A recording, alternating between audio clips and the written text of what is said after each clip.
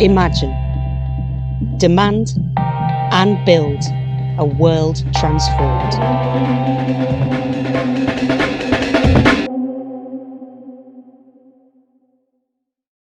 A very, very warm welcome to everyone. It's really nice to see all of you and all the things you're involved with in the chat.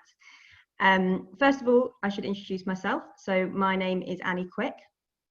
I'll be hosting the event this evening.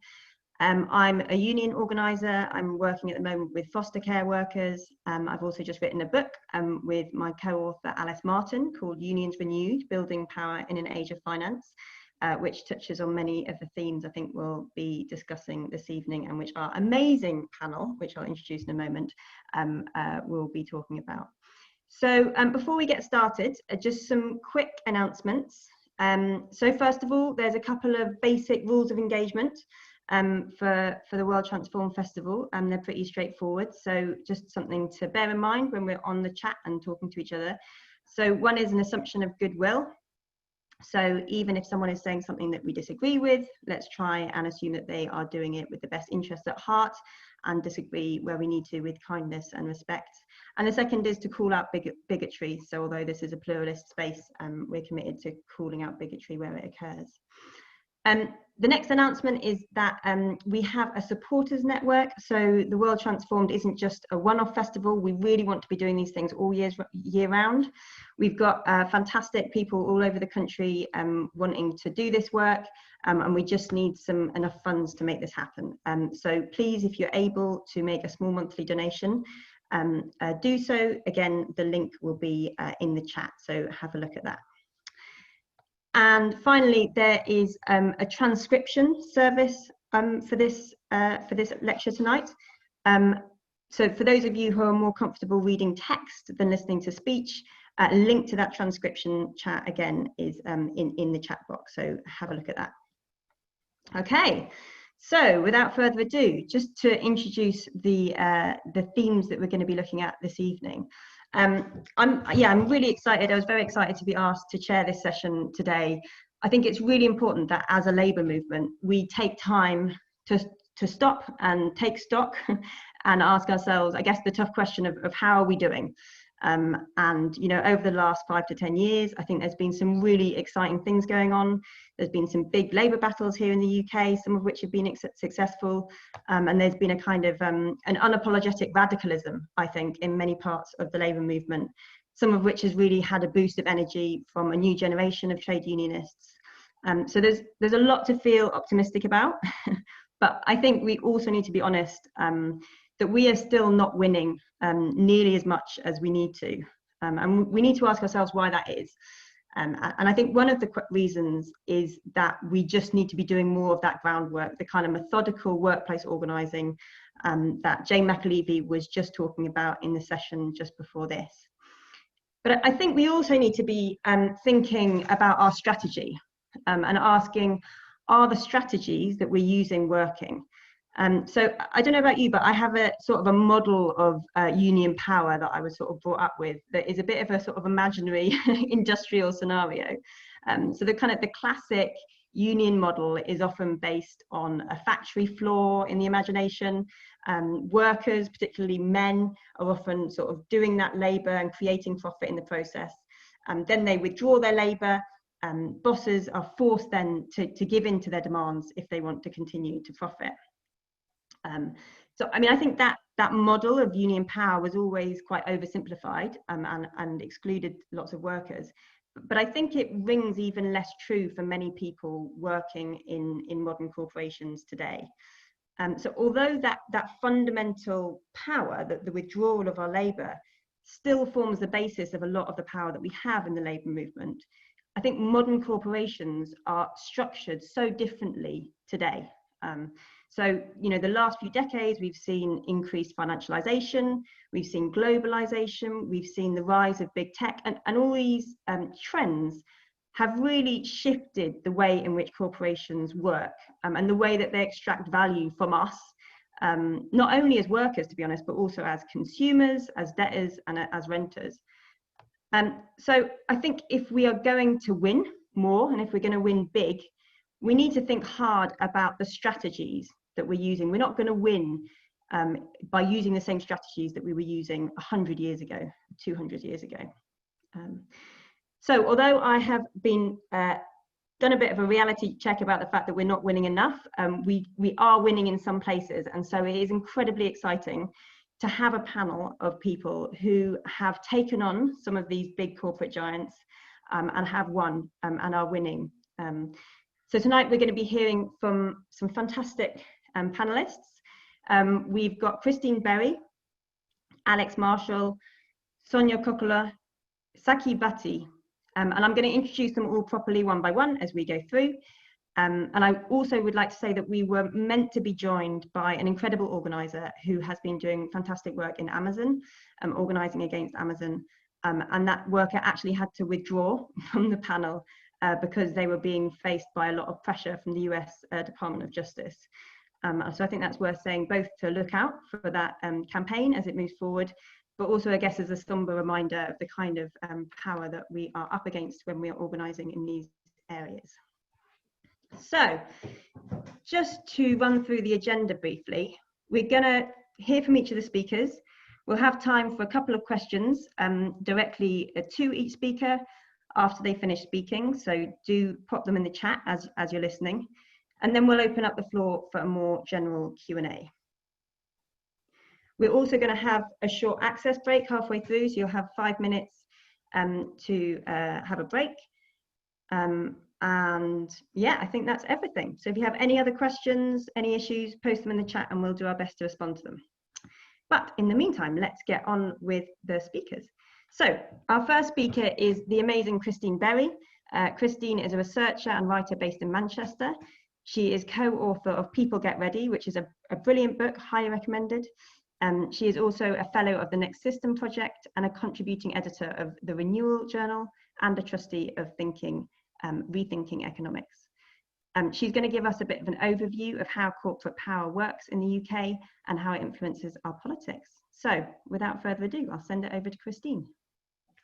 Okay. Thanks so much, Annie, and thanks so much for having me. So yeah, as Annie said, I'm just going to try and give a bit of context, sort of a bit of a big picture framework for thinking about the nature of corporate power in the UK, because, and I think Annie started to touch on this just in her introduction, I think understanding that is really key to understanding how we can take on corporate power. And I think the first thing to recognise is that ever greater concentrations of corporate power are not a bug in the UK economic system, they're a feature. Right, and that is obviously the opposite of what neoliberalism tells us. You know, the theory of Thatcherism was that we were going to be this property-owning democracy. It was going to spread power to everybody. Right to buy was going to make us all homeowners. Privatization was going to make us all shareholders. Deregulating markets was going to give us all more choice as consumers. But obviously, we all know that that's not how it's played out. And actually what's happened is that deregulated markets have systematically concentrated more and more power in the hands of those who already have it, in the hands of successful companies. So instead of the sort of theory of competitive free markets, what we've ended up with is monopolies and oligopolies everywhere. So it's not a coincidence that we've got the big 5 banks, the big 6 energy companies, the big 4 accountancy firms, the big 4 supermarkets. You know, there's a pattern here. Because successful firms, left to their own devices, they're able to consolidate their power and squeeze out competitors either through sort of predatory practices. So when I was growing up, the kind of prime example of this was Tesco, which would often kind of use really aggressive practices. It'd move into an area, undercut its competitors, wait till all the other shops went out of business and then jack its prices back up again.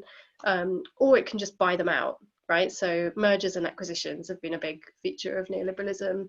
That's one of the key ways that we ended up with these huge, powerful banks that brought down the whole system in 2008. Right, so after demutualization, mutuals and building societies were increasingly just swallowed up by the biggest, most successful banks that became ever bigger and more successful and were able to buy out more companies. So this brings us to the second thing to understand, which I think is really key. Which is that increasingly that kind of concentrated power is the power of asset ownership. And those who do well in the UK today, increasingly, you know, as Annie said, it's not the kind of model we might have in our heads of a factory floor and of bosses that are profiting directly off of people's labour by producing something useful that people need. The main way that UK corporations make money is by controlling scarce assets that they can charge other people to use because we need them. And economists call that rentier capitalism. And obviously this really lends itself to ever increasing concentrations of power, because the bigger and wealthier you get, the more assets you can buy, and the more assets you control, the bigger and the wealthier you get. And there's a whole range of examples of this. You know, we can look across a whole range of sectors that are really dominant in the UK economy and see this dynamic playing out. So there are some really obvious ones. So in banks, I think it's quite obvious, right? Banks literally control the money supply, and they can charge interest to people that need access to capital.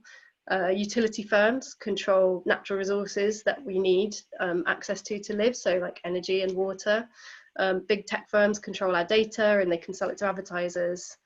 But I think there's also some less obvious sectors that I just want to spend a little bit of time unpacking, where this dynamic might be less visible, but it's still at play.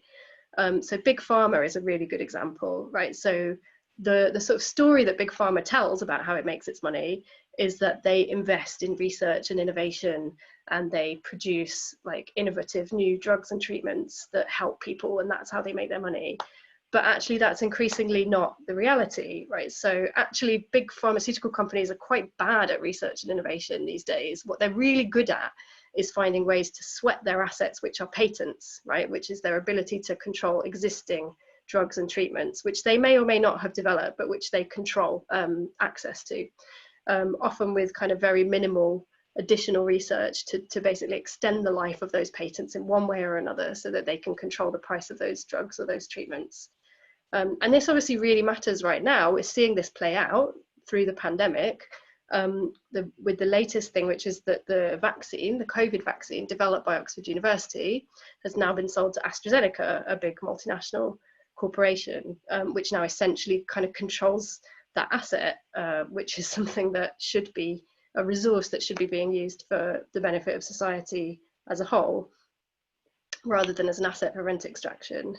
And there's a book just out by an academic called Brett Christophers, which I would really recommend. It's quite heavy going, it's quite long, but if you're interested in this stuff, it's worth it. It's called Rentier Capitalism. And he kind of goes further than this. He actually argues that the outsourcing industry, the entire outsourcing industry, is another example of this dynamic of rent extraction, because public sector contracts are effectively assets. So once you've won a public sector contract, for the entire life of that contract, which can be decades, right, under sort of PFI deals or whatever, you are effectively, you have a guaranteed income stream, and you're insulated from any competition from other providers for whatever it is that you're contracted to provide to the public sector. And it's by booking those assets, that's what kind of underpins the value of outsourcing companies to their shareholders. And that's also their skill set, right? So companies like Serco and G4S, their skill set isn't in doing stuff, as we can see very clearly during the pandemic with the absolute shambles that they've made of things like test and trace, right? And actually often they're subcontracting the doing of the stuff anyway to other people. You know, their core skill set and their core business is being able to win these government contracts and then sort of managing them as assets on their books and sort of manipulating their value to their shareholders. And I think that's really key to understand. Again, when we're thinking about outsourcing in the context of the pandemic, and a lot of the kind of corporations that have been given power over things that we really need and that are really important to us. And obviously, I don't want to imply that you can think about all economic activity or all corporate power through this lens. But actually, I think it holds up pretty well, this analysis, because of what Annie was saying about financialisation. Even in sectors where you wouldn't think that these dynamics are present, if you scratch the surface of companies' business models, you'll often find these kind of dynamics underneath. So just to give one more example, care, again, which is a really live one in a lot of people's minds because of the pandemic. So social care, childcare should be about as far away from, assets and rent extraction as it's possible to get. The business of care should be people looking after other people. But again, in social care and childcare, we've ended up with a sector in the UK that is very dominated by a very small number of very big corporations with very big market share. And one of the ways that they extract profit from what is inherently an industry with quite tight profit margins is basically through financialisation, kind of basically sort of turning the business into an asset that they can borrow against and loading it with debt, and all kinds of kind of financial engineering that I won't go into. I mean, supermarkets, just very quickly, are another interesting example of a sector where actually a few big corporations have done very, very well during the pandemic, right? And I think they're an interesting one to look at for that reason. When a lot of people have been struggling, supermarkets have been doing very well. Of course, supermarkets' core business isn't rent extraction. They are actually kind of providing a service, but most big supermarkets are also really big landowners, right? So they either make money directly by renting out land, or they sit on it and stop their competitors from building on it. And I think that's an interesting one to think about, because I think it really shows you that amassing assets and wealth and power and using them to underpin their profits, not by doing useful stuff, but basically by shutting other people out and by gatekeeping. Like, that's not a side effect of how UK corporations do business. It's really fundamental to their MO. It's how they make money. And that's true, I think, right across the economy. And actually, Annie and Alice's book is really excellent on explaining this and thinking about how that affects the kind of strategies that we need to use to take on these corporations and to win. And I'm nearly out of time, but the third thing that I want to say just quickly before I finish that I think is key to understand about this in the UK today is that this concentration of economic power and the concentration of political power in the hands of corporations are kind of mutually self-reinforcing. And on one level, this is, very obvious. It's something we talk about a lot on the left. But I think when we talk about it, we tend to talk mostly about corporate lobbyists and the revolving door, people like George Osborne or Nick Clegg leaving politics and going to work for BlackRock or Facebook or whatever. And what I really want to get across is, I think what people don't often realize is this is just the sort of visible tip of a very, very large iceberg. And actually quite often corporations almost don't need to lobby to defend their interests in the UK today, because the entire policymaking process has kind of been reoriented around their interests. So deregulation and this one in, one out rule, which everybody sort of woke up to as an issue after the Grenfell fire, is in a way the most obvious example of this. So for those who don't know, this rule basically said government departments couldn't introduce new rules that would cost business money unless they got rid of existing rules that would cost business an equal amount of money. So that's like a very, very explicit prioritization of the interests of big business in cutting their costs over the interests of wider society in kind of social or environmental protections or, minimum wage legislation or whatever it might be. And that's before any lobbyist has even stepped foot in the door, right? And similarly, in a lot of cases, corporations are being put in charge of setting their own rules, enforcing their own rules. So the government did this with public health. Instead of regulating the amount of salt and sugar in foods, they gave that to a voluntary public health responsibility deal with companies like Mars and Diageo represented on it. So this is very literally kind of putting the fox in charge of the hen house is what is going on here. And I think, so yeah, just to sum up from kind of both of those things I've just been talking about, I think what I'd want to get across is that the web of corporate power in the UK is very, very sticky. It runs very deep, and it's going to take a lot of unpicking. It's baked deep into our economic model, it's baked deep into our politics, but that doesn't mean that it's unchallengeable. And luckily we've got a whole host of really excellent speakers who I'm really excited to hear from, because I think in different ways they're all kind of really at the cutting edge of trying to understand this new landscape and to figure out how do we find the sort of chinks in the corporate armor within that. Thanks. Christine, thank you so much. I think that point about stopping to think about it in terms of corporate lobbying, it's not like there's a separate group of people influencing our elected politicians. It is the same people. So that's really stark. Okay, we just got a couple of questions from the chat, so thank you. Our first question is how do you think the dynamics you talked about with corporate power affect how workers and people can fight back? That's a big question, and I'm hoping other people are going to talk a bit more about this. But I think, again, I was actually sat in the park this afternoon reading Alice and Annie's book, which I'm going to mention again and unplug again because I think it's really excellent on this. I think one of the ways is just that we need to be kind of more creative and smarter about the sources of leverage that we can exert over companies. and to realize that the kind of sites of the exploitation, the ways that they're exploiting us, it's not only about the labor relation, although of course companies are still exploiting their workers, but they're exploiting people kind of as borrowers, as tenants, as consumers, as citizens, you know, in a whole range of different ways. And so we need to be building much bigger and more creative coalitions of power to recognize that and to fight back. That would be my main thought on that question. Amazing. So shamelessly stolen from your book, Annie. That takes us seamlessly on to the next speaker, who's been doing exactly this, trying to build power against one of these big corporations. So our next speaker is Alex Marshall. Alex has been a courier for the last 8 years, and in his own words, he's gone from not knowing much about trade unions to becoming the chair of the couriers branch of the IWGB union. You might have heard about them. They've been making lots of noise recently for all the right reasons. So he's been involved in lots of campaigns, including helping the IWGB to become the very first union to be recognised in the gig economy at his previous company, the Doctors Laboratory. And I can personally say providing a lot of inspiration for other insecure workers. He's currently involved in supporting campaigns by couriers taking on some of the really big platform giants like Deliveroo. And he's going to be talking a bit about those campaigns and how they've built leverage and won. So, Alex, over to you.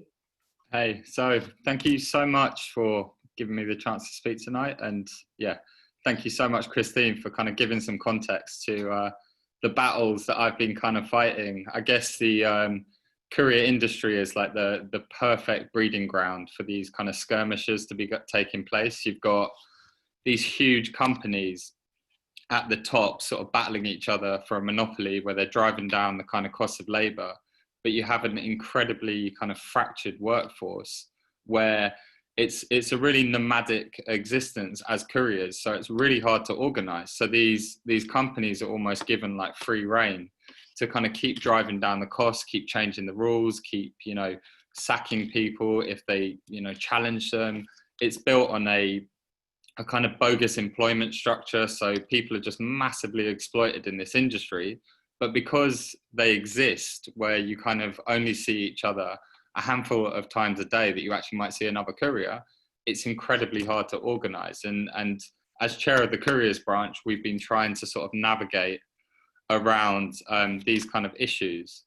So trying to fit in this sort of whirlwind into sort of 8 to 10 minutes. I'll try and move fast. But so the couriers branch, we kind of represent the more traditional paper couriers, you know, the people who are carrying documents from lawyer's office to envelopes around the city. And more recently, with the emergence of the likes of Deliveroo, Uber Eats, we've been representing more and more app-based couriers around the UK. So a lot of the organising that we're seeing nowadays is actually taking place not on the streets, it's taking place in WhatsApp groups. You know, I've recently, over the course of the weekend, I was chucked into a WhatsApp group of a load of angry couriers in Wolverhampton who all want to take action, and all of the kind of campaigning and organising is literally taking place in WhatsApp groups, recruiting people, giving them ideas, giving them structure, telling how the union can facilitate, telling them about previous victories. So this has become our kind of workplace for organising, which is a really interesting way of, you know, social media and all these kind of things as a way of involving people from all over the UK and getting them all pulling in the same direction. So my personal experience, as Annie said, I started off as a courier 8 years ago. I knew about trade unions, but I wasn't, you know, really into organising or anything like that. I was lured to the job through the idea of riding my bike, of having the flexibility and the freedom. However, I quickly realised that I actually had less freedom and flexibility than a lot of the employees I knew. I was working about 51 weeks a year. I was getting punished if I took any time out. I saw my pay dropping. I was quite unhappy with the pay, although I loved the job. And I sort of thought you had to sort of gamble one off to, you know, have the freedom of riding my bike and not working within the four walls of an office. This was the price I had to pay. I realised it wasn't.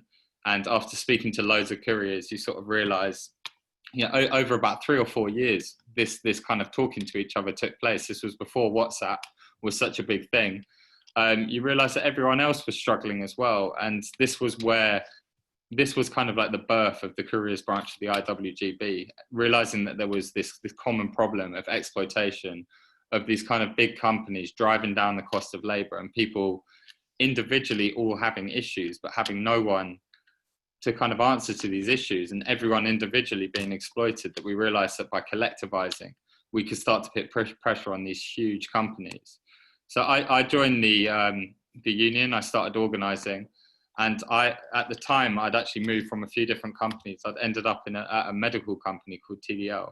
So TDL is a doctor's laboratory. It's a subsidiary of a huge multinational company called Sonic Health that turned over 6.2 billion last year. TDL had profits of 96 million. It's got a courier workforce of 150. And I realized that this would be a perfect place to kind of start organizing, start pressurizing the company. We were all classified as self-employed. We weren't self-employed, we all worked for the same company. So by slowly kind of recruiting, collectivizing, and starting to leverage a company that had, you know, this very public-facing company that was basically getting rich from the gradual dismantling of the NHS, we realized that we could actually make some ground at this workplace. So we started to unionize, we started to recruit, we managed to get to force recognition. We managed to force through the courts. So with the IWGB and with the couriers branch, we usually have a bit of an approach of kind of hitting companies on the ground by organizing the workforce, but then you're also like targeting them through the courts, through this whole kind of bogus employment structure that they all have. You're also targeting them through the press, which is something that, you know, the gig economy is very hot in the press, and we're able to utilize that and get stories of kind of organizing and pushing these big companies in the press and in the public eye. So we get a lot of public support. And a lot of these companies, because they're so public facing, they cannot stand their image being battered by the couriers who are working for them. So by doing this, we managed to force TDL to give us LIMBY worker status, which meant as self-employed couriers, we were given paid holiday, we're given pensions. Some of these guys have been working as couriers for 25, 30 years and have never had a day's holiday paid. And they're now getting paid holidays and pensions. So we won that at TDL. We also had a big strike last year where we won pay rises for everyone. Some of these guys hadn't had pay rises for 2 years. No, 20 years, what am I talking about? 20 years they hadn't had pay rises. If anything, their pay had gone down because it had stayed the same for that long. So huge win there. And then recently, during the pandemic, I was calling TDL out for failing us on PPE, failing us on hygiene, social distancing, all these kind of things. And sadly, the company used the pandemic as a smokescreen to fire me and 9 other couriers who were like the main organisers at the company.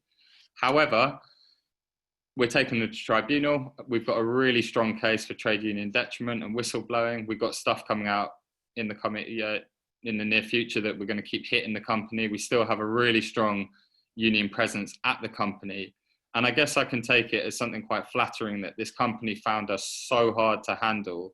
And, you know, we had so many wins under one roof that they actually resorted to breaking the law to get rid of us, which, you know, I guess in a sense is still a victory that, you know, they couldn't manage it the right way. They ended up breaking the law, and ultimately they're going to end up paying the price. So I'm very confident I will be getting closure in that department. So it was we have a blueprint at that company, and we will be building on it. So beyond my personal experience at TDL and all the victories that came there, I've been involved in loads of campaigns, whether they're from the big kind of standard paper companies like City Sprint, eCourier, where we've organised, got pay rises. We've had test cases in the court where we've won LIMBY worker status. And also more recently, the focus has been more around Deliveroo, Uber Eats, Stuart, Just Eat, the app-based companies where, you know, people's treatment is absolutely awful at the moment. And it's been working out ways to try and organise such a fractured workforce, such a precarious workforce, where organising things like strikes, people literally cannot afford to miss a day's pay. You know, these guys are working 16 hours a day and making 60 quid. And still not making ends meet. So trying to get them to take action can be incredibly hard.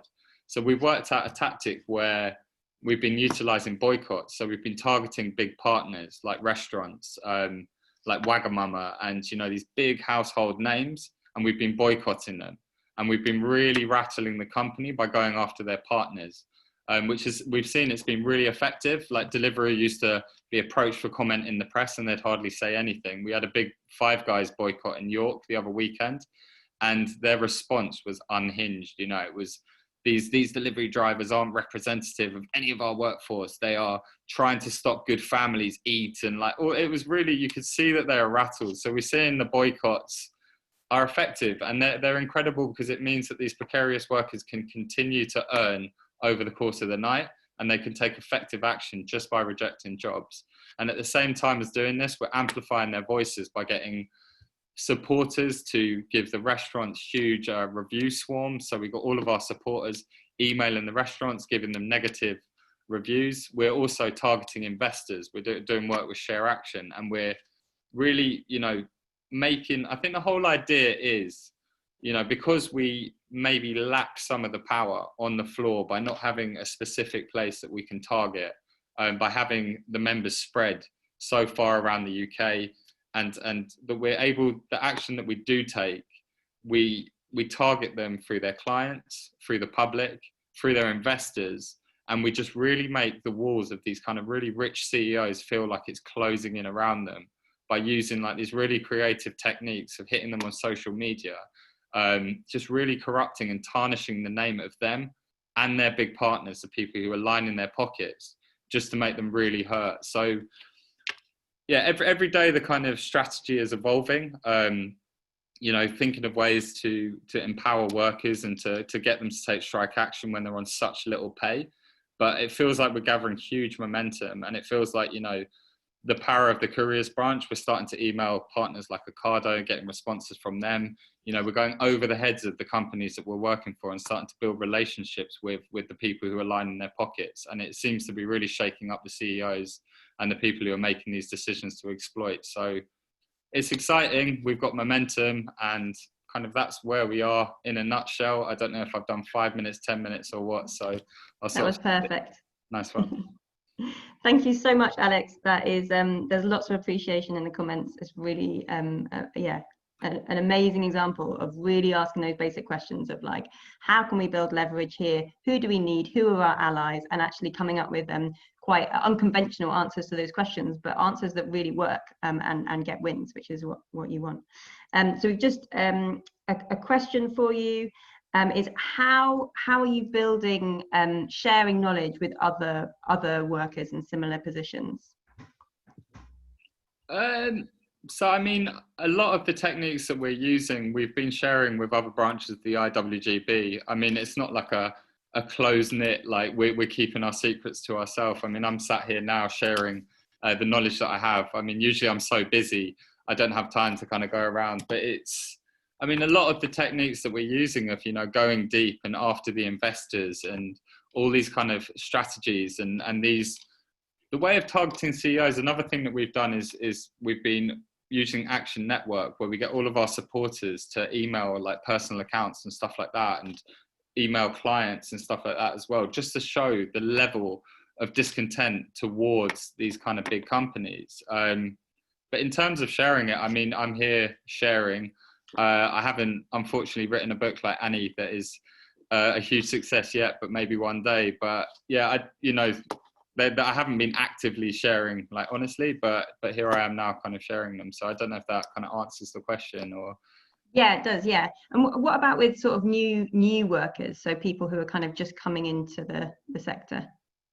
So yeah, I mean, with our members, we are, the whole idea is that we're trying to empower every single member, and that we try and instill, organizational structure. The idea of, if someone comes from a city where they're one member in, say, Northampton or something like this, we tell them a great idea is to sort of set up a WhatsApp group, get the riders in there, the riders who, start discussing the issues. Then you can maybe add the likes of me, who can help, nurture, find the natural leaders in there. Then we start to recruit from there.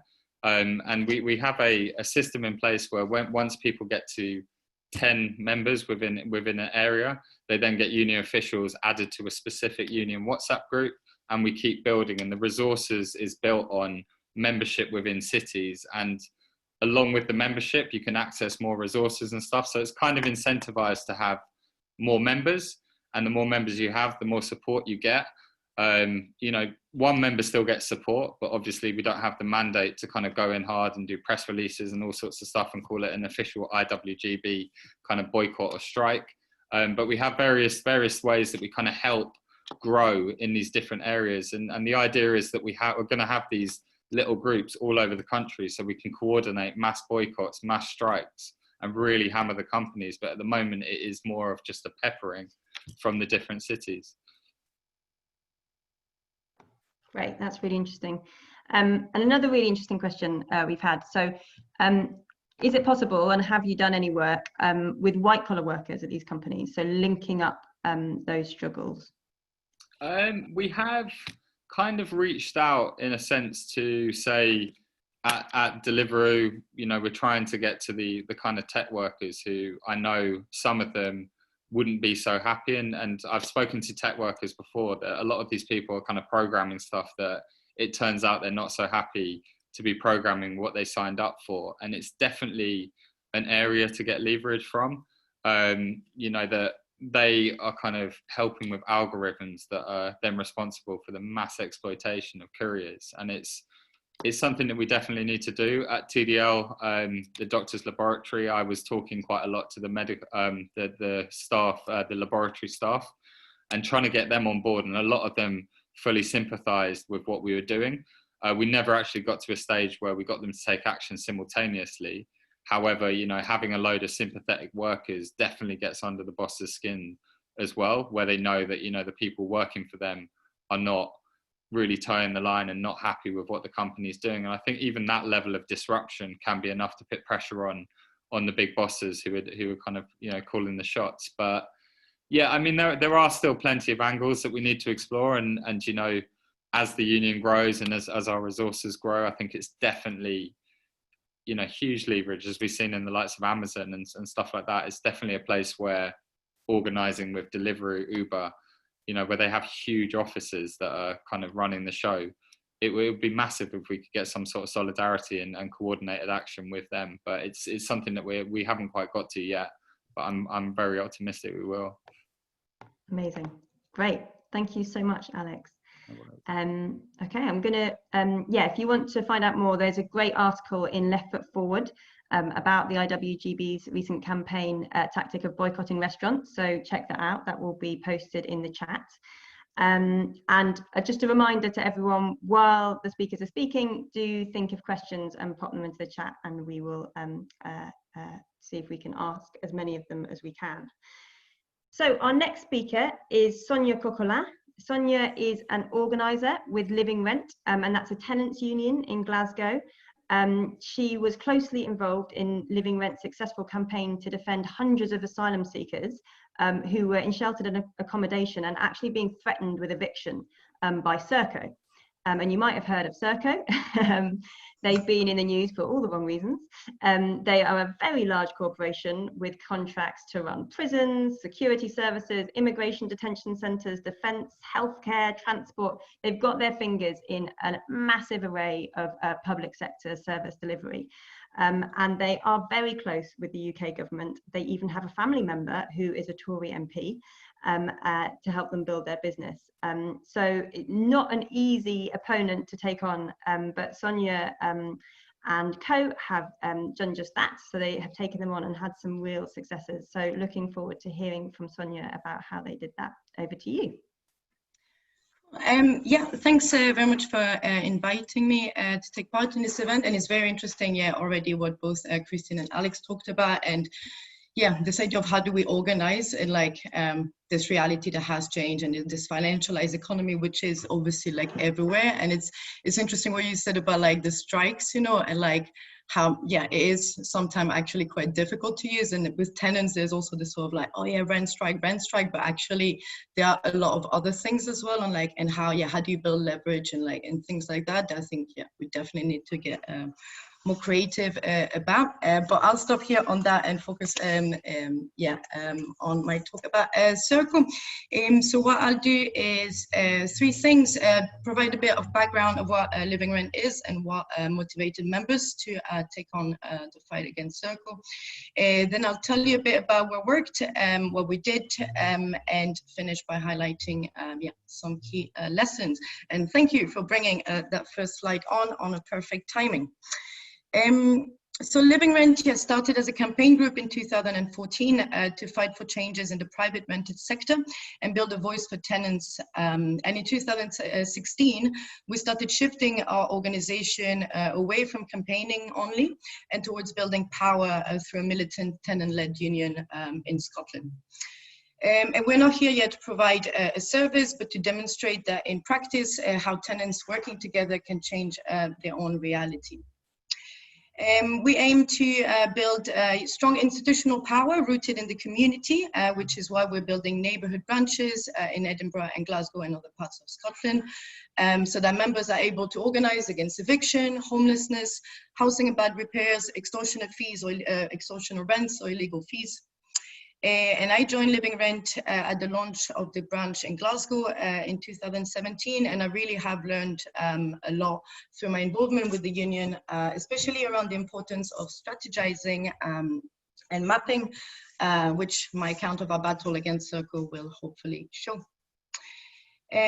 So like thousands of others, our members were chilled to the core when the news broke out that in 2018, Circle, a global multinational company, was publicly planning to change the locks on over 300 properties they did not even own, the homes of asylum seekers and refugees. And never before had we seen such callous attempt to force so many people onto the streets, which would create a humanitarian crisis. And the belief that everyone should have a right to a decent, affordable home was and continues to be a basic driving force. And so regardless of who the tenants were, there was no doubt in our minds that action had to be taken. The first picture here, I'll start over what we did in 2018 when the news broke out. So a dozen members got together. And the first step we did was to establish what is it that Living Rent could do. So like what resources did we have, where was our strength, how can we ensure that we are not going to duplicate what other organizations and groups already do. And hours of volunteer research was carried out to find the name and addresses of every property that Circle rented in the city, to look at who the landlords were and what pressure could be extended to win the landlord support against the lock changes. 2 days later, teams of members and supported a hand-delivered letter to housing association that provided accommodation to Circle. So you can see one of the picture there with the envelopes. And we requested that they work with us against this eviction, ask for clarity on their position and what action they were planning to take against any proposed lock changes. At the same time, we're trying to build anti-eviction groups all across the city that would be prepared to resist, to physically resist the eviction of our neighbors. And of course, I think Christine mentioned the importance of the coalition, right, of and big struggle. And I think, we were not alone fighting this. This was a huge campaign that involved thousands of people, activists, politicians, religious leaders, football supporters, lawyers, trade unionists, and a number of organizations that work with refugees, such as Unity Center, the Asylum Seeker Housing Project of the Gov Law Center. And after a week of daily mobilization, it was announced that the court interdict would be postponed for 21 days, and Circle committed not to make any lock changes during that time. And I think that was really because, we managed to turn the city, I guess, against them. So not only were the eviction postponed, but later, Circle lost the contract to provide accommodation for asylum seekers in Glasgow. So that was the first year, and now you can go to the next slide. So the victory, unfortunately, was short-lived, and so in 2019, again, around 20 of our members met in a kind of an emergency meeting after we heard that the lock changes would actually start taking place again. And as you can see on the pictures, we were equipped with flip chart papers, markers, post-it, and the knowledge and ideas of our members. And we spent a couple of hours planning a campaign strategy.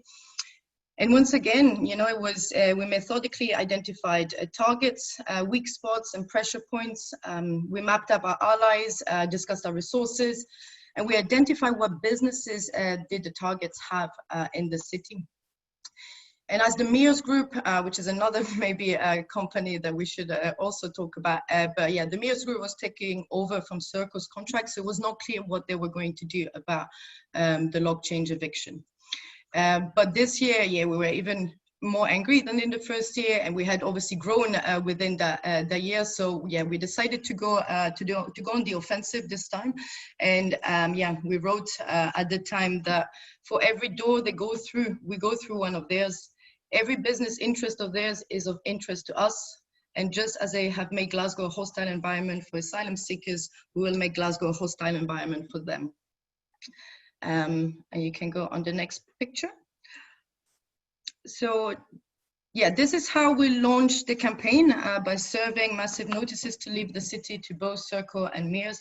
And again, there's a lot of preparation that went into these two actions. There were a few days apart, and involved, yeah, this kind of long chain. And we wanted to get 300 padlocks to represent the 300 tenants that were facing eviction.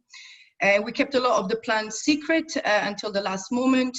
So our public event just said, we asked people to bring a padlock and a pal, and that's what people did.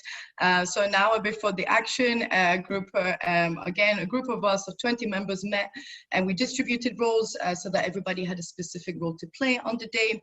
And luckily, it was hot and sunny in Glasgow, and 100 people turned up with all sorts of padlocks, wondering what they would do with them. And after briefing everyone, we walked to Circle's offices, had a very short speech, and before asking everybody to come and put the padlocks onto the chain. And obviously we hadn't realized, but padlocks are quite heavy, and so the chain started to fall. And then luckily the police Scotland was happily helping us to hold up the chain. And then, yeah, we repeated the similar action, but to MEOS offices in the city center a couple of days later, and again managed to get 100 people there. You can go to the next one. So over the following weeks, again, we did similar thing. We went to visit housing association, asking them not to work with MEOS. We met also with MEOS directors, and we also were building links with MEOS workers who are also not treated very well by this company. In August, yeah, we targeted the Caledonian sleeper train. So again, that was owned by Circle, and that was again a very fun action and quite empowering. You can go to the next slide for the pictures as well. And the last action we did was to target the Glasgow City Council, with again hundreds of people coming, including local politicians, lawyers, and trade union members, and making a human chain all around the building. And I think yeah, at that point I had been from June till August, and you have to imagine that this was a sort of daily battle that we led. And so yeah, at that point we also, yeah, we decided that we did everything that we could in Glasgow, and we made a call out for UK-wide resistance, because at the end our target was the Home Office. And so if we were really going to stop their plan, then we needed bigger support. And yeah, so just a few things on key lessons that we have drawn from this campaign, is that firstly, small organized people, whether tenants or workers with limited resources, can have an impact and win. That we need to build power outside traditional channels. And that's why, yeah, the home as well and the neighborhood struggles should not be seen as secondary to workplace struggles. The planning and strategizing is key, and too often I think the left acts or react maybe before thinking through things. It's important to have fun and have creative participatory action so that everybody is engaged. So all these marches and yeah, square mobilization, when you only listen to speeches, might not always be the most empowering thing. And we need to fight on all fronts, so from the courtroom to the street corner, and that through every victory, large or small, we grasp and experience the power for change locked within each of us. And I will finish by briefly mentioning where we're at, and unfortunately, I won't end on a happy note. So yes, and legal proceeding, this mass campaign did prevent the lock change eviction, but it did not come to terms with the hostile environment and the shocking way that asylum seekers are treated. Oh, technical glitch, everyone. Thanks for staying with us. We're just talking about the big tech giants wielding amazing technical power over us, but still unable to run a Zoom call. That's where our priorities are. Okay. I think that Sonia was wrapping up anyway, so let's give her a few moments to see if we can get her back in. But I found that really interesting, that even though it's such a different context from you, Alex, so many of the techniques that she was talking about were really similar. So a similar thing of attacking the reputation, thinking about other bits of the business that they could sort of target. So I might just see if our tech team are on there and have managed to connect with Sonia at all, or whether we want to save our questions for Sonia and move on to the final speaker. Okay, we've got a connection problem from Sonia, so we'll move on. But we will come back to Sonia. We had some questions for her then. Okay. So our final speaker is Saqib Bhatti. Saqib is co-director of ACRE, and that's the Action Center on Race and the Economy, and he's joining us for the US, from the US. So welcome, Saqib. Thank you for making the time. I've been saying good evening, but what should I be saying to you? Good afternoon. Good afternoon. Okay, so yeah, you can see it's a lot brighter there. So good afternoon. Thanks so much for joining us. He's also very involved in bargaining for the common good, and you might have heard about that on last night's brilliant talk, which is also available online. And Bargaining for the Common Good is a US network of labor movement organizers and activists building really powerful strategies to challenge corporate power and really thinking about the questions that we've been focusing on today. Saqib works on campaigns particularly around winning racial and economic justice by taking on financial institutions, and particularly those financial institutions who are kind of extracting wealth and resources from communities of colour and people on low incomes. And he's going to be talking about his analysis of corporate power in the US and also those parallels that can be drawn to the UK economy, and how they are taking on the big corporate giants there. So over to you. Great, thanks a lot. Good evening / afternoon, everyone. So I'd like to thank the organizers of the festival for inviting me here. So as Annie mentioned, I'm with the Action Center on Race and the Economy, or ACRE. We partner with community organizations and labor unions in the US to work on campaigns around corporate power and racial justice. My background is in organized labor. Prior to ACRE, I spent a decade working as a corporate campaigner for the Service Employees International Union, SEIU, and Hotel Workers Union, Unite Here. So as Annie mentioned, ACRE is one convening organizations of the Bargaining for the Common Good Network, which seeks to build transformative community labor partnerships to win structural changes in our communities. And we do that by identifying the people and corporations that hold structural power and developing campaigns to take them on. So if we can have the PowerPoint up, please.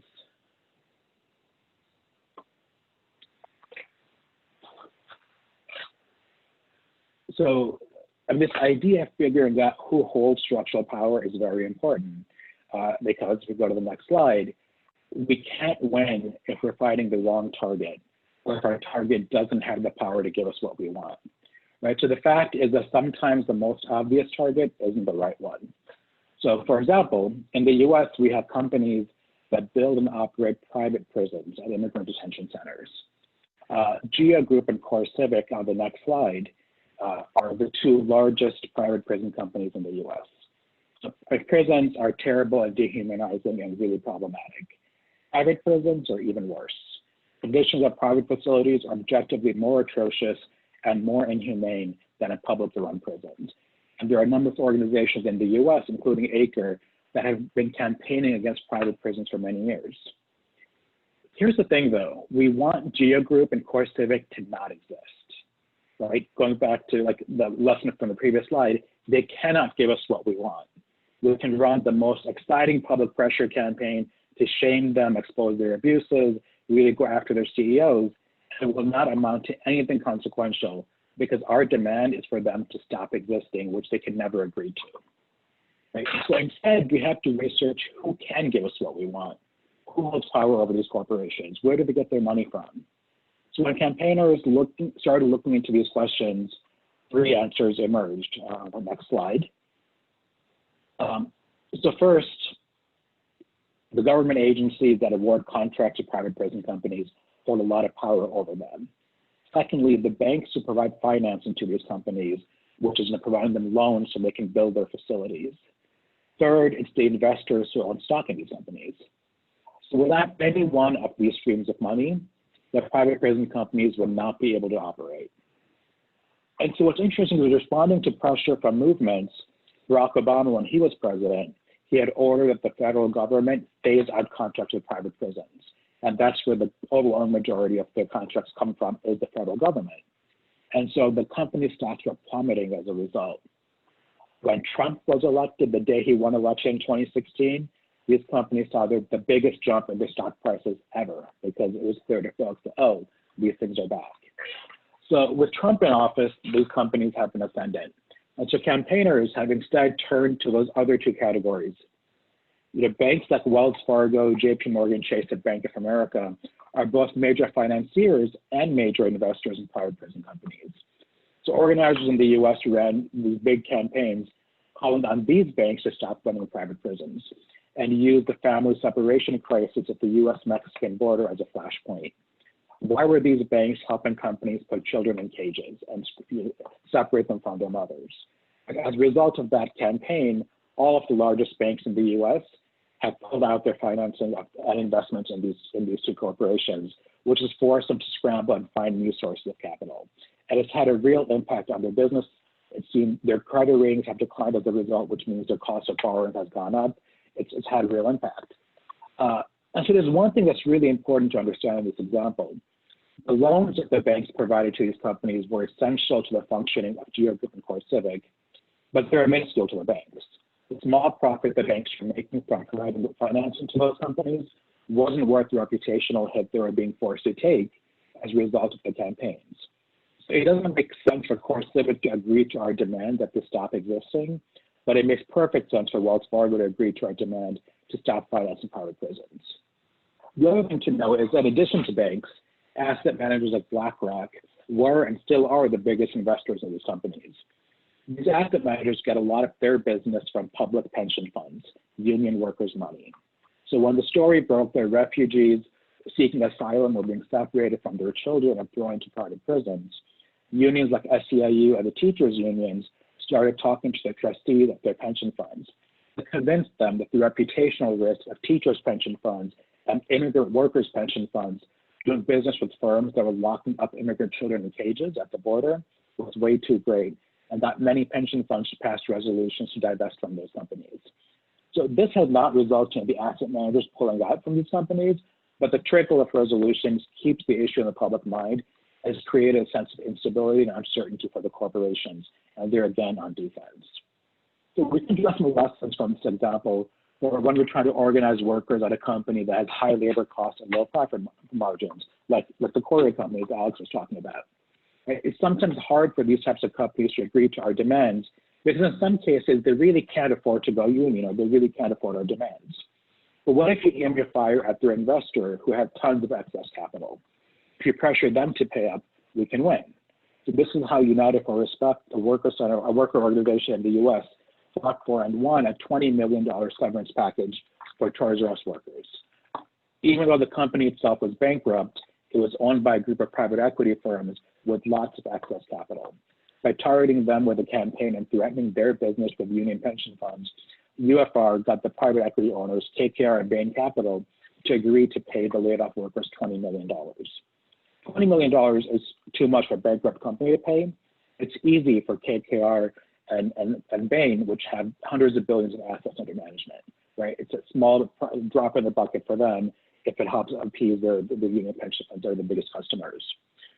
The key thing that organizers have done with these corporations is that they follow, with these campaigns, is to follow the money, right? So what we find in our economy these days is that if you follow the money, you'll nearly always end up finding financial institutions in the mix, because the economy has grown incredibly financialized, as Christine was talking about earlier. On the next slide, we go into this. Banks, private equity firms, hedge funds, and asset managers hold incredible sway to the corporate sector, in the public sector, in the NGO sector, and also in our personal lives, right? So this is the definition that we use for financialization at AGER. What financialization looks like in real life is that the largest shareholders in every major Fortune 500 corporations are the same 10 to 15 financial institutions. And then nearly every major corporation in the world relies on the same 15 to 20 banks for debt financing. It means that financial executives are on the board of directors of every major corporation and every major NGO and every major civic organization. It means that bankers are able to use government debt to dictate austerity and demand cuts to public services. It means that students can't get a college degree without taking out tens of thousands in loans. So in researching a corporation, you have to ask some fundamental questions on the next slide. Who are the key decision makers in the company? Who has power over those decision makers? Who influences them? Whose favor do they seek?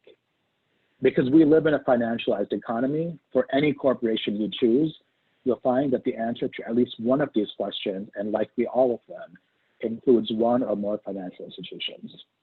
So to answer these questions, we'll often build a corporate web of all the stakeholders in the company so we can start to map out the relationships. On the next slide, we have a generic version of this. Right. So this is like a list of some of the different stakeholders that exist in corporations in the US. And so if you start building out this web, for a company like CoreCivic a couple of years ago, the private prison company I talked about, the next slide shows what that looked like.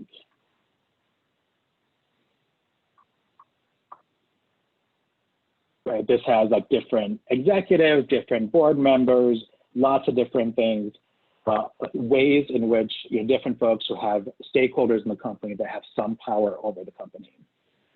And all the names that are highlighted in green are financial institutions, right? So finance is right in the thick of it, and this is just a partial map.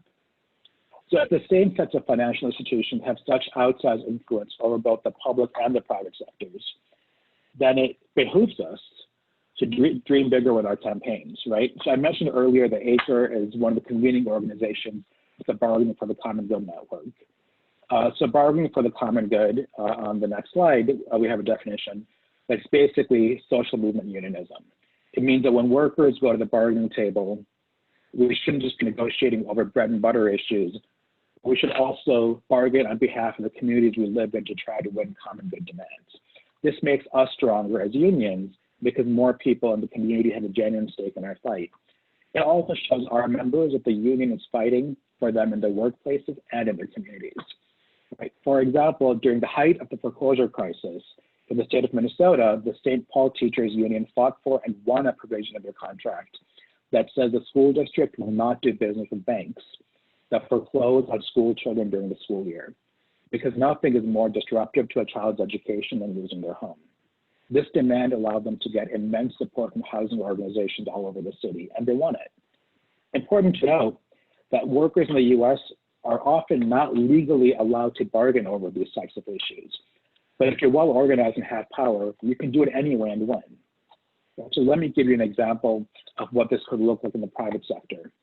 Caesars Entertainment, which is the largest casino company in the world, operates 7 casinos in the UK.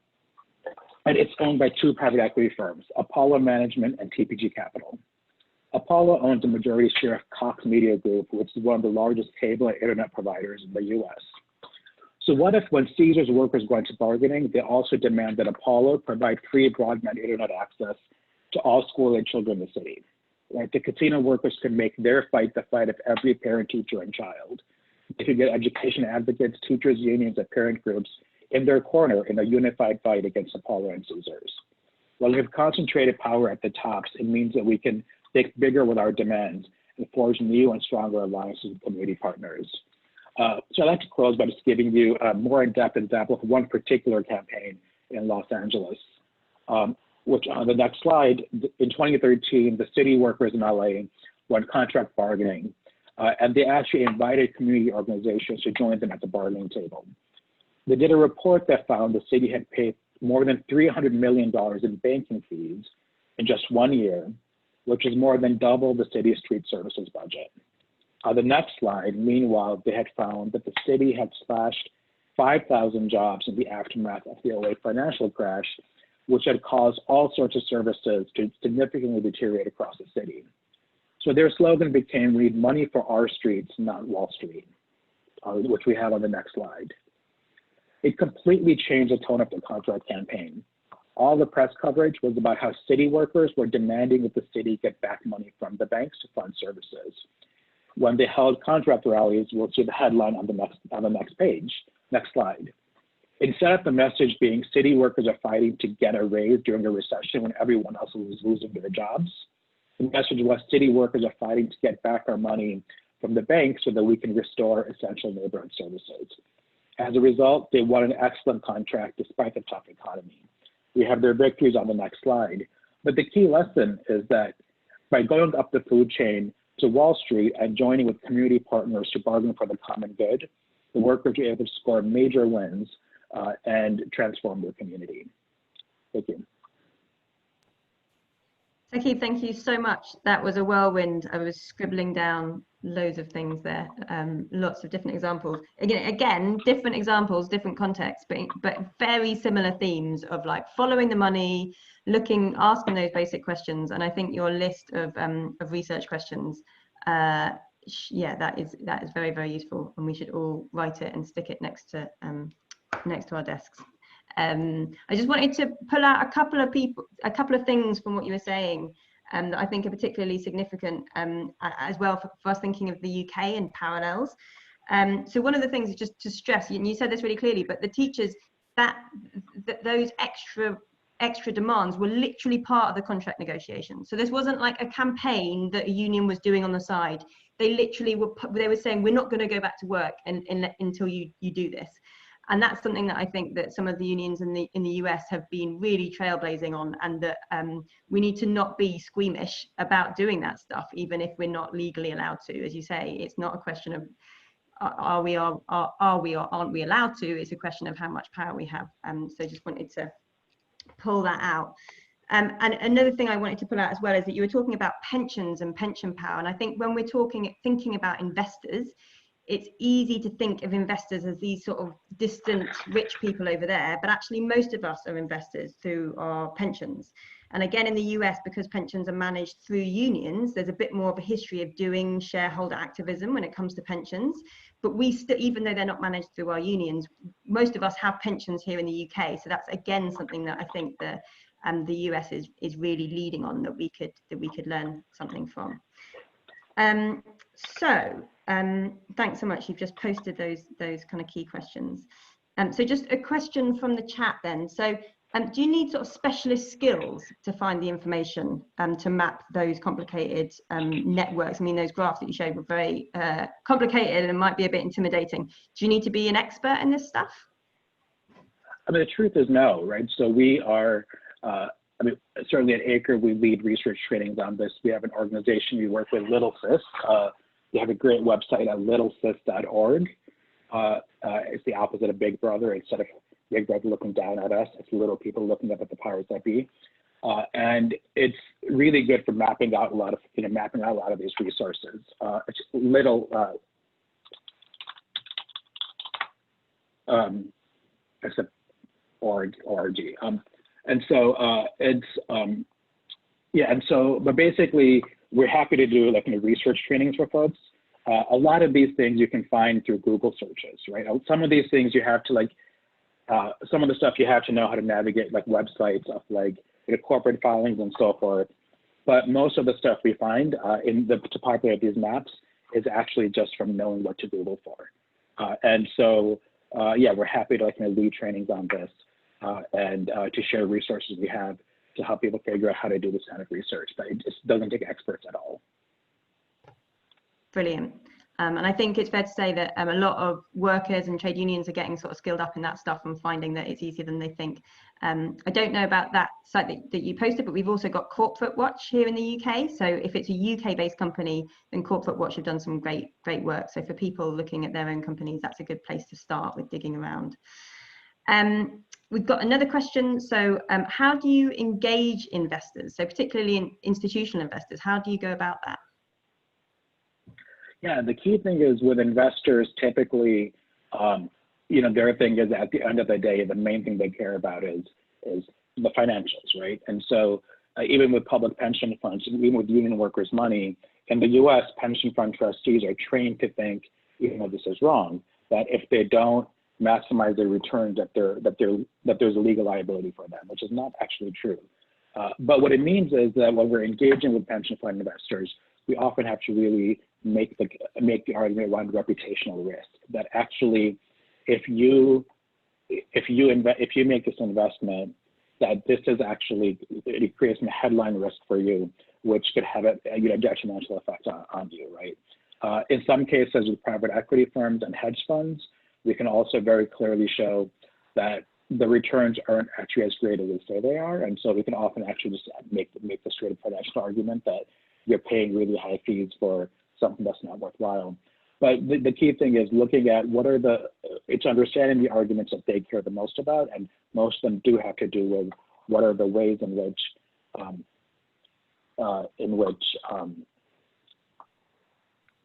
I still here? Yes, you've frozen, but we can hear you, so I think carry on. Okay. Yeah, it looks like my internet got disconnected, but I'll dial it back in once I'm done. Sorry,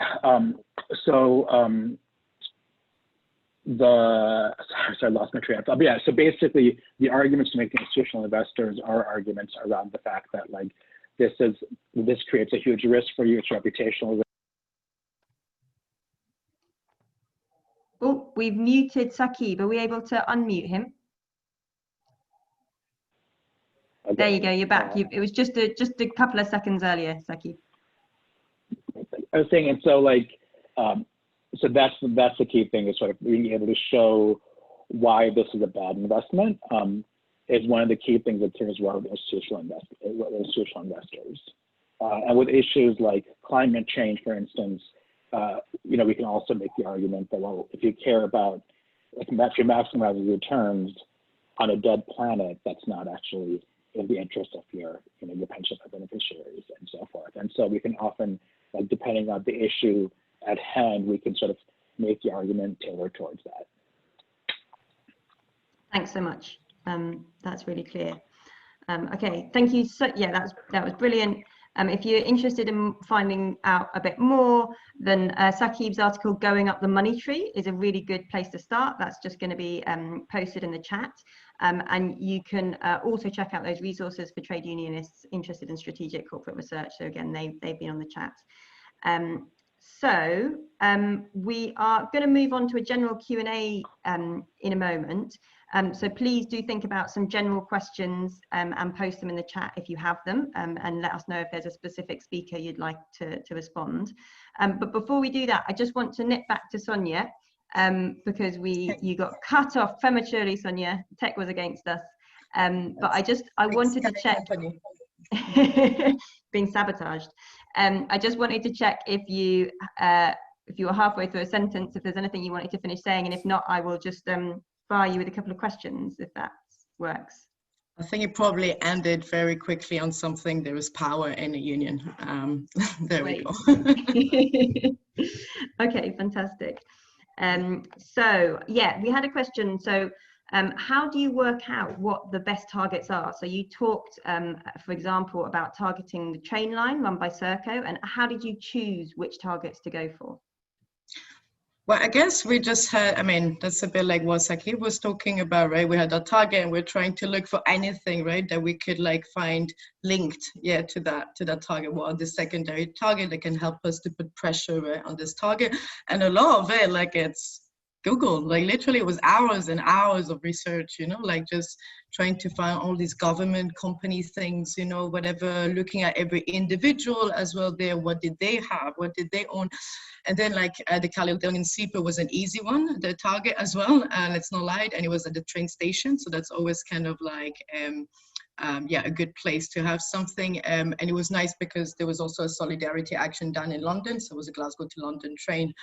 So it was a bit combined. But how did we choose it? Just research. We found it, and we could target it. Mears was a lot more difficult as well. Like that's why Housing Association. Why did we go there? Because Housing Association also have contract with Mears. Like, and so it was always trying to find out like where are they, and then how could we get maybe there or not.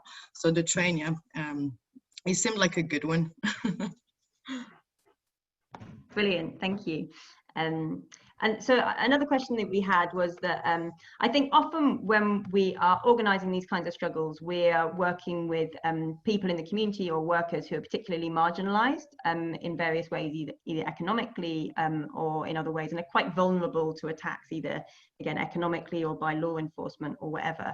And I would have thought that asylum seekers would have been quite an extreme example of that in terms of, what they had to lose and their vulnerability. So I just wondered how you managed that in the campaign and how you supported leaders to lead that, given that context. So I guess, so once again, when I talked about how we're not trying to duplicate what other organizations do, and I think as soon as you're talking about vulnerable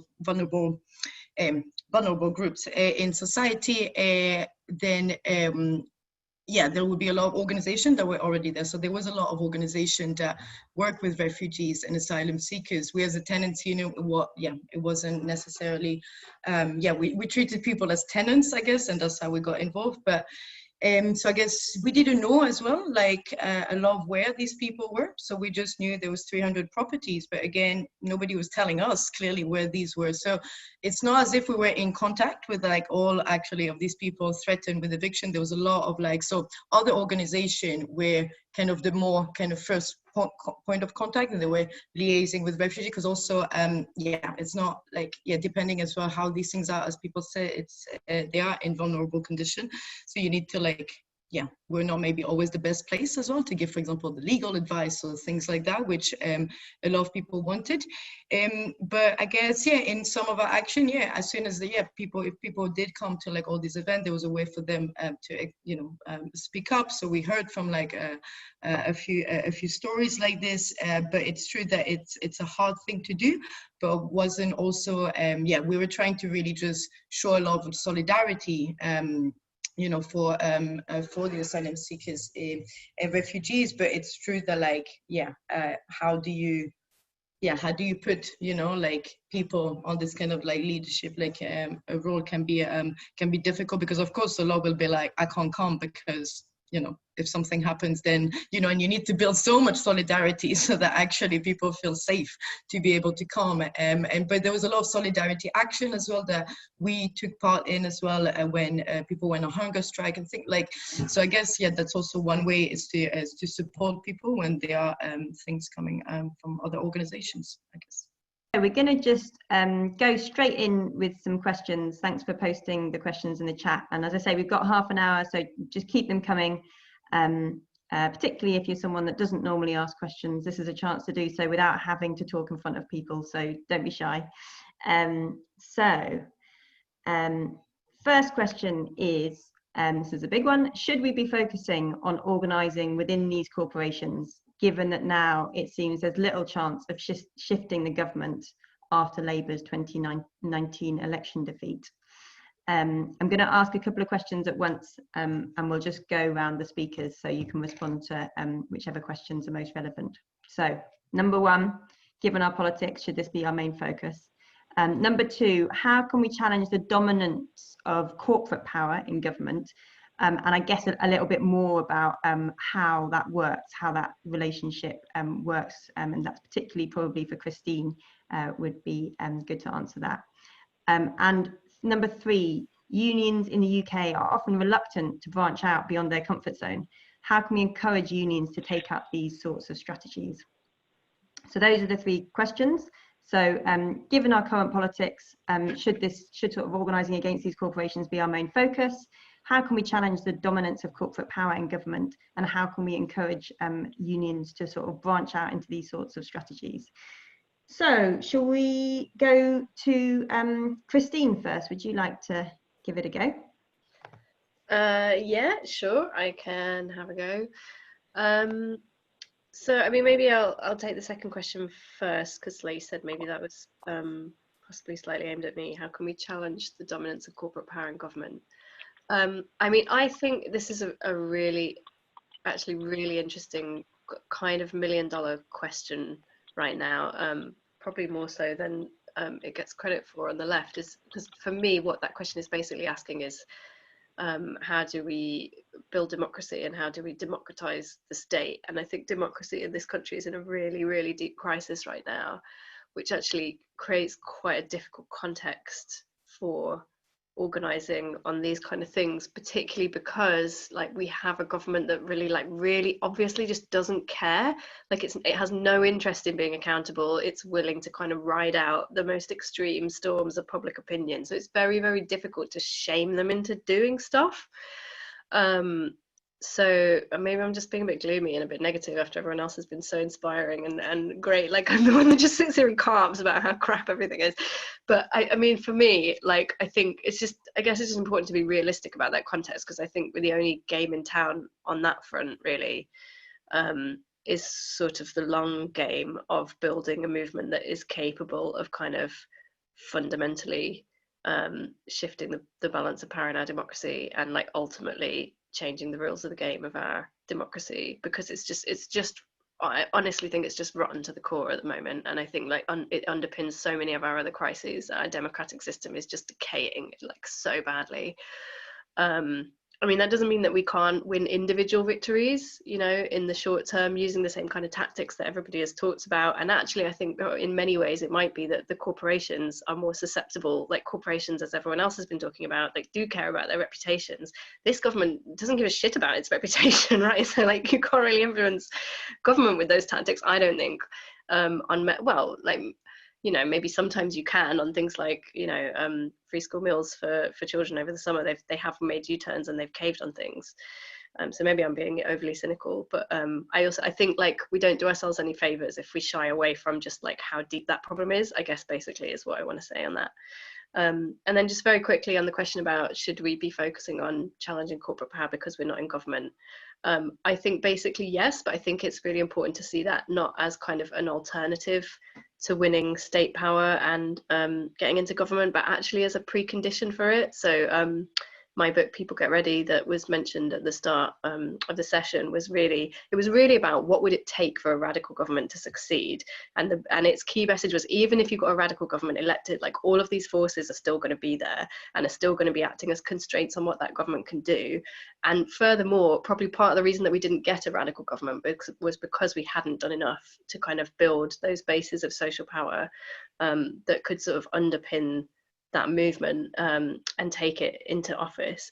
And so I think we should be thinking about organizing against corporations in that context, and thinking like not only about kind of how can we win individual battles on specific injustices today, but also how can we do that in a way that we're building more power so that we can do more tomorrow, and we're actually building towards our ability to kind of reshape society and build an economy where those corporations maybe don't exist, or certainly don't have as much power as they do today. That's probably enough for me. Well, it started as such a brutal reality check, but then it ended on an inspirational vision. I should say that you're allowed to swear now. It's after 9 o'clock, and I think we should have the same rules as the BBC, so that's fine. Thank you, Christine. Alex, do you want to come in? So yeah, I mean, I think, you know, the idea of focusing on organising within these kind of big corporations is something that, yeah, definitely should be a focus. I mean, every time that we can undermine one of these huge businesses that have such power within the government, it's a huge win for, you know, the left and people who are working to resist, you know, what is going on. And this, you know, like Christine said, this completely rotten government, this completely rotten system that's so set up to kind of, you know, keep people in their place and to make them feel like there is no hope. So I think, you know, when you hear about wins happening in like an Amazon workhouse, like it's somewhere in America, it's really inspiring. And I just feel like these wins at the huge corporations and the undermining these huge corporations is so important, and it is so inspiring, and it does give people hope of, you know, of changing things. So I do genuinely think it should be a focus, but, you know, I feel like organizing everywhere is always the focus, and that, you know, it should never stop. There was something else I was going to add on that, but it's kind of also because it's beyond 9 o'clock, my brain is starting to frazzle. But let me just think. I also think that, you know, what I found with kind of organizing and a way of kind of changing the system that seems to be, you know, exploiting a lot of the working class, but also getting them to sort of vote against themselves and shoot themselves in the foot is this way of kind of grassroots organizing is a great way to kind of, you know, get people back on side. You know, I've had stuff in the workplace where you've had people who were like massive Bolsonaro supporters, and some of the stuff they post on Facebook is just like, oh, I need to kind of unfollow that person. But they're people you share a workplace with who you need to organize with. And by showing them that, by kind of organizing, that kind of, you know, working with other workers and doing something that is completely in line with the left and what the left is trying to do, is a great way of kind of educating them and bringing them back from where they're being sort of, you know, led astray. And that's why I think that, you know, organizing at the grassroots level is a great way of getting these people back on side who are kind of voting against themselves and shooting themselves on the foot as well. So I just feel like it is the way forwards, and it is the way of undermining the big corporations and the government at the same time. And it's just such an important way of trying to get us back to the path that we need to be on, kind of thing. That kind of didn't really answer a question, but it was just a thought that came up while the questions were being asked and answered. It was great. So yeah, that's fine. Brilliant. Saqib, do you want to come in? I should say that all of you speakers are unmuted, by the way, so if you do just want to interject, then feel free to. Yeah, I mean, so what's interesting is, in, you know, when we think about this question, the first question around if government's not an option, do you focus on corporations more? You know, in the US, the way we're increasingly thinking about it is that our government is so completely captured by corporate interests, right? Like here, like corporations can literally pour endless money into the election campaigns of elected officials. That if we do an analysis, a power analysis of who actually has the power, it's corporations, right? That like actually, that if we want to run a campaign on elected officials, that if we follow the money on elected officials, you get back to corporations. And so we've started talking about it as, if we almost think of it as that government is a subcontractor for the giant corporations, and it's, you know, and it's basically like the human relations arm, or the HR arm. And when we, you know, from the union background, what's the job of the HR department? It's to keep you away from the boss. It's to distract you, give you enough to like appease you, but they don't actually have structural power, right? If you're in the union negotiations and you're there with the HR department, like they can't actually agree to anything the boss doesn't give them permission to do. And that's kind of the role of government, the way we see it now in many cases in the US, is that the corporations are the actual boss and government is just the HR subcontractor. There's not actually power there. So if we want to actually win real things, what we need to do is put pressure on the corporations so that they back off. And if we can do that effectively, then they'll stop lobbying to block what we're trying to win, and we can win this, right? So an example of this is actually in the article that Charlie dropped in here, Follow the Money. In Minnesota, this happened where the corporation Target, right, giant retailer, there was a campaign to organize them into a union. And as part of that campaign, so we have this thing in the US, it's basically a question that folks can ask on job applications about have you ever been incarcerated?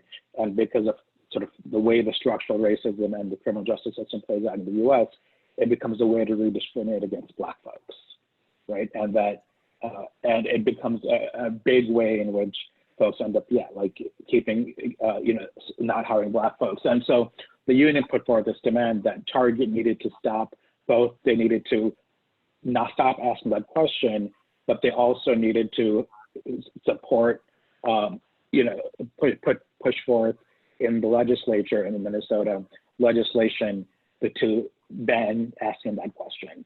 And because Target was the biggest opposition to stopping to ask that question was coming from the Chamber of Commerce, and Target was one of the biggest contributors to the Chamber of Commerce.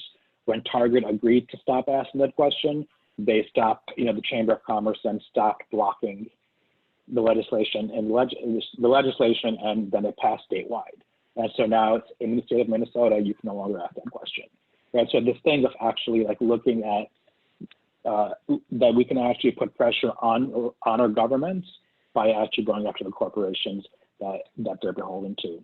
And on the last question about like unions in the U.S. are also very reluctant to branch out and do innovative things, right? So, most unions, like bargaining for the common good, is a sort of strategy we've started with. Started with a small handful of like local unions that were interested in doing things differently, that had deep relationships with community organizations in their cities and states.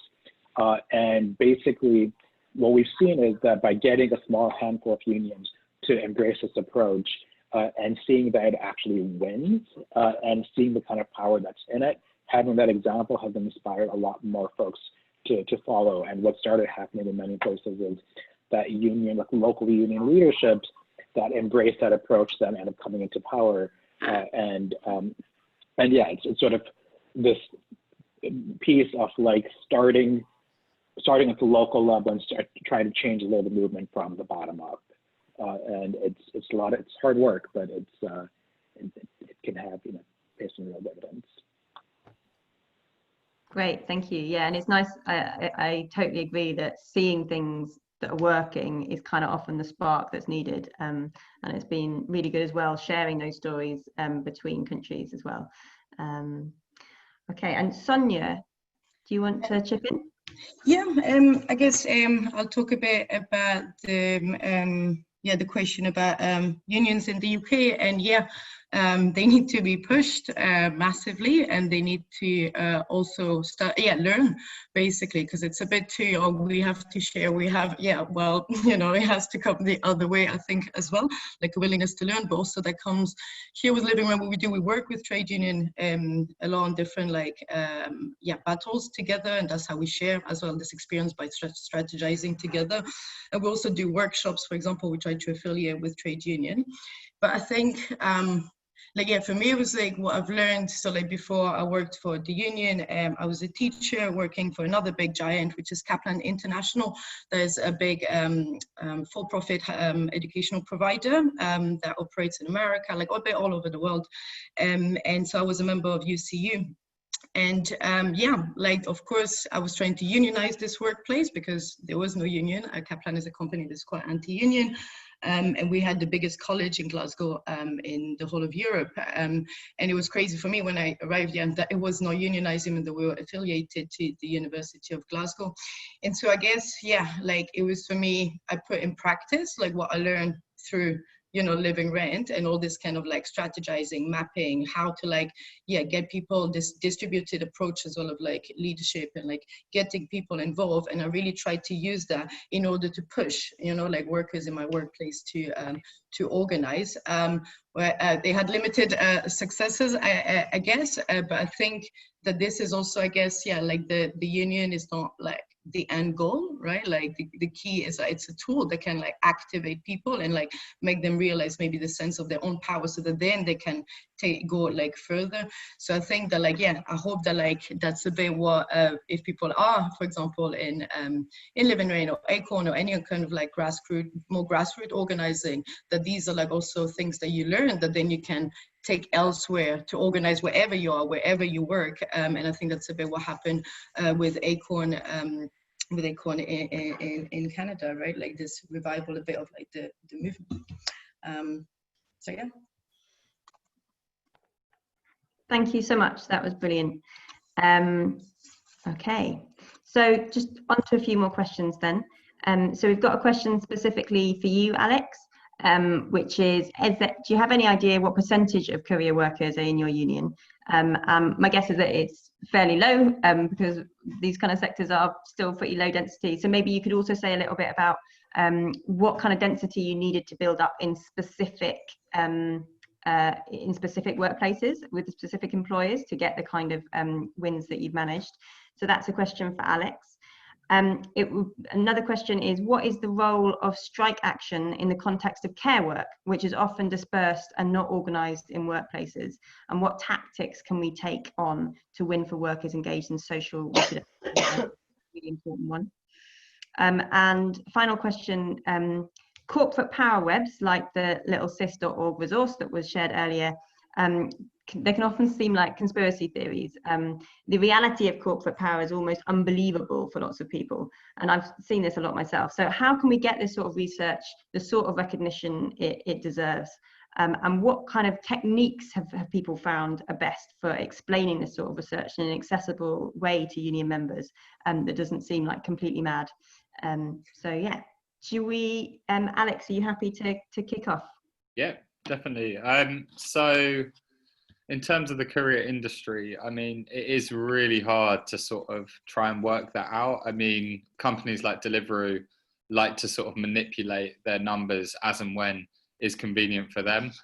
You know, when there's a bunch of couriers taking strike action in a city, they'll say, oh, you know, we've got over 30,000 riders across the UK who are all predominantly very happy with their conditions. However, you know, not only do we know that a lot of these guys aren't full-time workers or not even part-time workers, they might just be people who've opened their accounts.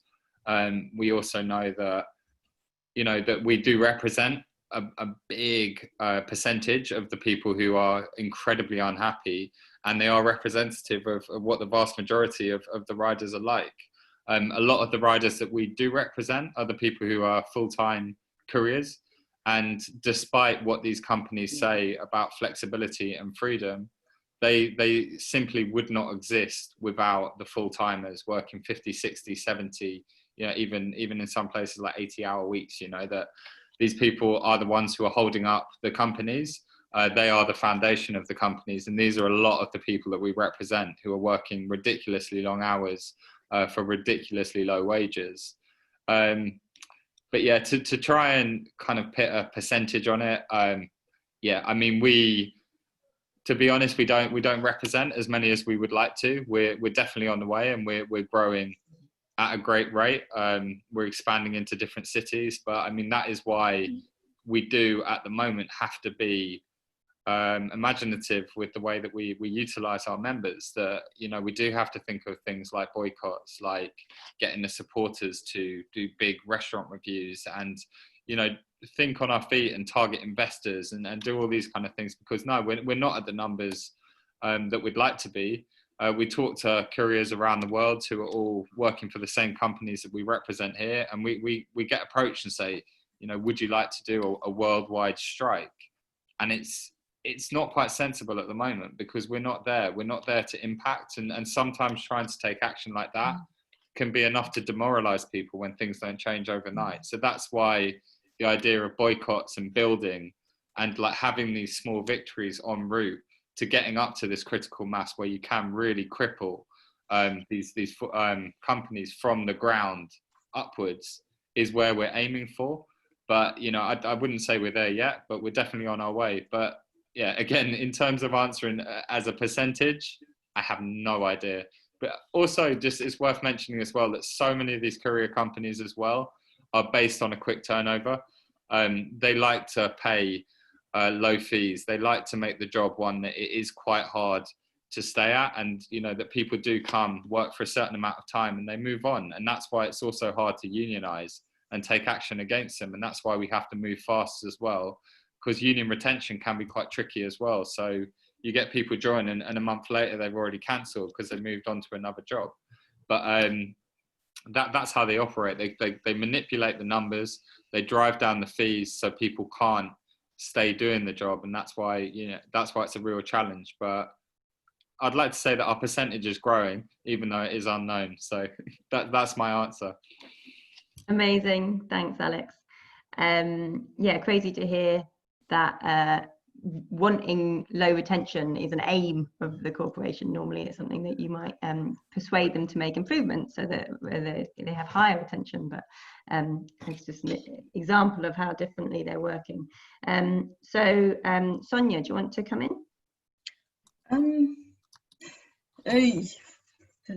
Difficult question. In terms, I guess strike action and tactics and like, and what do we do? And especially now we're like entering like, I mean, we are in this even more weird period with this pandemic, and it limits as well, like sometimes a lot of the things that we can do. So I think it's just about trying to be more creative, like, and also I think strikes obviously do still work, like it's a powerful like weapon, and we should not be like, oh like let's not do strike, like when you can still, I think, like organize workers even though there is not a workplace. But that again, as Alex like was showing, it takes on probably more like thinking of like how do you organize that, but finding like other your targets as well. I mean, for care workers, I'm sure like there's targets that you can go to, so you might not be in a workplace, but there's certainly some enemies that like you can target collectively. And so I guess it's looking a lot like trying to research what's happening. Like there's a lot of things happening all over the world. Here I guess it's part of this is like connecting people as well, like together, I guess, so we can maybe share resources and things like that. But there's definitely a lot of stories as well to learn from, and loads of resources out there to get inspired from.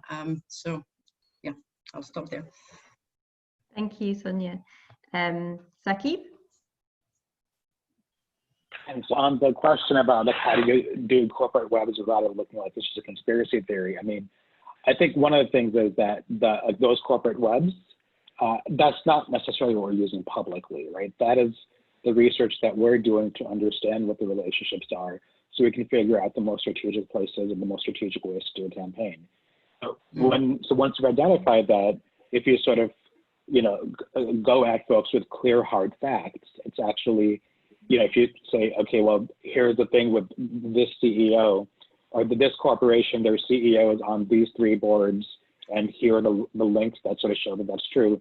Here are all the things that they're doing. Like those are not things you can use. Like if you have clear facts, like that's actually pretty straightforward, right? I think the key thing is just like using those corporate webs in order to do our sort of strategizing, and then figuring out what is the most effective sort of public message or private or not so public message, but what is the most effective sort of campaign strategy based on the relationships that exist, the power that exists there, and sort of doing the analysis of what each of the stakeholders cares about. And that's the thing that is the most effective. That it's not necessarily that if you give folks the web that they're going to look at it and say, oh, I see, this is what the problem is. It's that's sort of a tool that we use to be able to think through effective campaign strategy. Thank you. And Christine, any final words? I guess just briefly, I mean, Annie, you literally organize care workers, so maybe you might also want to weigh in on that question. You know much more about it than me, but I just wanted to say something very briefly about childcare, which might not be what the person who asked the question had in mind, but it's something that I know a little bit about since I have a 1-year-old. And I've recently met some really amazing organisers that are trying to organise workers in the childcare sector, which is very difficult to do, like particularly so I'm thinking in particular of the Nanny Solidarity Network, which I would really encourage people to look up and support. They're amazing. And they are basically trying to organise nannies who are often migrant women, sometimes undocumented, sort of directly employed by the families that they work with, often have very few employment rights. And so for workers like that, tools like strikes are really not an option, right? Because they just have so few employment rights and they're so atomized and individualized, but that doesn't mean that you can't organize them. And that I would really, really encourage you to look into their work. And there's work going on as well with, nursery workers, as separate work going on to try and unionize nursery workers, I think through IWGB in the first instance, which is obviously a little bit easier because at least they have a kind of workplace. But I think there's a sort of deeper issue with organizing care workers, which is the sort of social status of care work. And I'm thinking like especially of childcare, of my experience of childcare, that it's seen as something that you should kind of do for the love of it. It's seen as women's work, generally not really valued as kind of proper work, despite being socially essential. And even the idea that you would stand up for your rights and demand that your work be respected is almost seen as kind of selfish.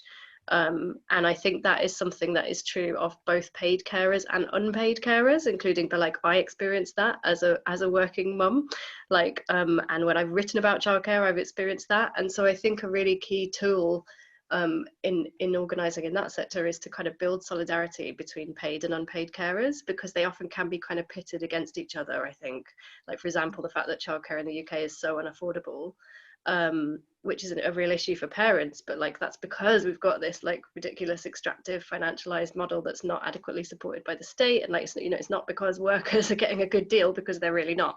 And so I think again, we've been talking a lot about building wider alliances and coalitions, and I think when it comes to care, building that solidarity between paid and unpaid carers is so important. And then just very briefly, I also just wanted to come in on that this conspiracy theory question, because I actually think I would sort of turn that question around. I think based on some of the research I've been involved in on public attitudes, the biggest problem is not that people are not up for a bit of conspiracy theory. Like people are quite up for hearing about corporate power and a rigged system that is like controlled for the benefit of a tiny elite that are out for themselves. Like all the research that I've been involved in shows that that is basically what people think about how the economy works. The problem is that they don't make a distinction between economic and political elites. So they kind of lump in all politicians of left and right with this kind of general self-serving elite that they don't trust. And that it takes them to like a very disempowered, very cynical place where they believe things can't change. So I think our job, and I think this is why all the campaigns and things that we've been hearing about are so inspiring and so important, is to kind of give people that experience of collective organizing and collective action, because you can't change that sense of disempowerment just by telling people, like giving people a sort of vision for a better system because they just don't believe you. And I think we really saw that at the 2019 election, right? Like Labour was promising all these great things, but people just didn't believe they would be delivered. And the only way that we change that is by giving them that experience of, you know, our ability to make change together. Which is why I think this has been such a great event. So thank you for letting me be part of it. Thank you so much, Christine. Just small things. So it's UVW that is doing that work with nursery and childcare workers, and they're actually hiring at the moment. So there's a link for that in the chat. We've only got a few moments left, and I just want to thank the panelists so much. I'm feeling full of hope and also full of lots of ideas. I've been scribbling things down to follow up on, find out about, have a go in my workplace. And I think that's really what this session is about. It's not just about listening to all these stories, it's about then going off and trying to apply these things in our workplaces or in our communities. And to that end, we have got a form that we have written up for people to let us know if you want to hear more, and we can follow that up. The organisers will follow that up and share notes and continue this discussion. So please do fill that out. It's in the chat. We've also got a forum, an online community forum that those of you who've been to other sessions may be involved in. And there's a dedicated section of that to talk about these issues. So if you are already registered on the forum, then just click the link that's going to be in the chat. And if you haven't yet registered, then it will be in your registration email, in the email that you got for this session. There's loads of other events coming up at TWT this year. We're only halfway through, so please do look at the programme and sign up for some other things. And do also please take a moment to think about supporting the TWT with a small monthly donation. And finally, my final announcement, which I really enjoy because it's very well transformed, is that our amazing arts team, who are on a relentless mission to make political education not boring, have done a really dramatic take on this kind of thing, and they have created radio plays that you can hear throughout the festival, and they're responding to certain sessions in the programme. And we've got one, and it is a play that is taken from Howard Brenton's stage adaptation of The Ragged Trousered Philanthropist by Robert Tressel. That's a real mouthful for me. Apparently it's a widely renowned as a classic of working class literature and the perfect way to end an evening of discussing working class power.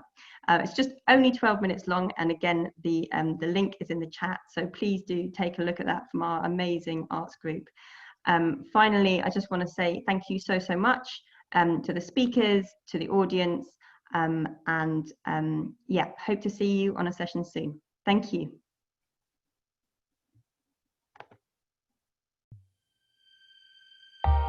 View the full TWT20 program and become a supporter today to help us deliver political education all year round at theworldtransformed.org.